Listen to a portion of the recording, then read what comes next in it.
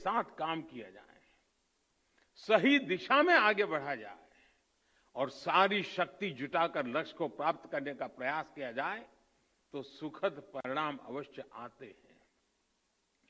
Gender equality की बात करें तो पुरुषों की तुलना में बेटियों की संख्या बढ़ रही है। गर्भवती महिलाओं को अस्पताल में डिलीवरी की ज्यादा अवसर उपलब्ध हो रहे हैं। इस वजह से माता मृत्यु दर, शिशु मृत्यु दर पर कम हो रही है। ऐसे हैं जिस पर हम एक देश के रूप में बहुत अच्छा कर रहे हैं। इन सभी इंडिकेटर्स में हर परसेंटेज पॉइंट की बढ़ोतरी सिर्फ एक आंकड़ा भर नहीं है, ये करोड़ों भारतीयों को मिल रहे उनके हक का प्रमाण है। ये बहुत आवश्यक है कि जन कल्याण से जुड़ी योजनाओं का पूरा लाभ लोगों को मिले, इंफ्रास्ट्रक्चर से जुड़ी परियोजनाओं समय पर पूरी हो। किसी भी कारण से हुई अनावश्यक देरी नागरिक को उसके हक से वंचित रखती है। मैं गुजरात का रहने वाला हूं तो मैं सरदार सरोवर डैम का उदाहरण देना चाहता हूं। सरदार वल्लभ भाई पटेल ने मां नर्मदा पर इस तरह के डैम का सपना देखा था। पंडित नेहरू ने इसका शिलान्यास किया था, लेकिन ये परियोजना दशकों तक अपप्रचार में फंसी रही, पर्यावरण के नाम पर चले आंदोलन में फंसी रही, न्यायालय तक इसमें निर्णय लेने में हिचकिचाते रहे। वर्ल्ड बैंक ने भी इसके लिए पैसे देने से मना कर दिया था, लेकिन उसी नर्मदा के पानी से कच्छ में जो विकास हुआ, विकास का कार्य हुआ, आज हिंदुस्तान के तेज गति से आगे बढ़ रहे डिस्ट्रिक्ट में कच्छ जिला है। कच्छ को इस एक प्रकार के रेगिस्तान जैसा इलाका, तेज गति से विकसित होने वाले क्षेत्रों में उसकी जगह बन गई है।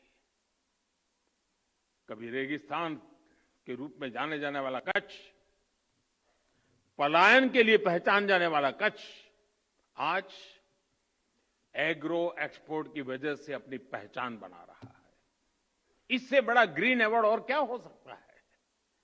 माननीय भारत के लिए और विश्व के अनेक देशों के लिए, हमारी अनेक पीढ़ियों के लिए उपनिवेशवाद, कॉलोनियलिज्म, उपनिवेशवाद की बेड़ियों में जकड़े हुए जीना एक मजबूरी थी। भारत की आजादी के समय से पूरे विश्व में एक पोस्ट कॉलोनियल कालखंड की शुरुआत हुई, अनेकों देश आजाद हुए। आज पूरे विश्व में कोई भी ऐसा देश नहीं है जो प्रकट रूप से किसी अन्य देश के उपनिवेश के रूप में एग्जिस्ट करता है। लेकिन इसका मतलब यह नहीं है कि उपनिवेशवादी मानसिकता, कॉलोनियल माइंडसेट समाप्त हो गया है। हम देख रहे हैं कि हम मानसिकता अनेक विकृतियों को जन्म दे रही है। इसका सबसे स्पष्ट उदाहरण हमें विकासशील देशों की विकास यात्राओं में आ रही बाधाओं में दिखाई देता है। जिन साधनों से, जिन मार्गों पर चलते हुए विकसित विश्व आज के मुकाम पर पहुंचा है, आज वही साधन, वही मार्ग विकासशील देशों के लिए बंद करने के लिए प्रयास किए जाते हैं। पिछले दशकों में इसके लिए अलग अलग प्रकार की शब्दावली का जाल रचाया जाता है, लेकिन उद्देश्य एक ही रहा है, विकासशील देशों की प्रगति को रोकना। आजकल हम देखते हैं कि पर्यावरण के विषय को भी इसी काम के लिए हाईजैक करने का प्रयास हो रहा है। कुछ सप्ताह पहले हमने COP26 समिट में इसका जीवंत उदाहरण देखा है। अगर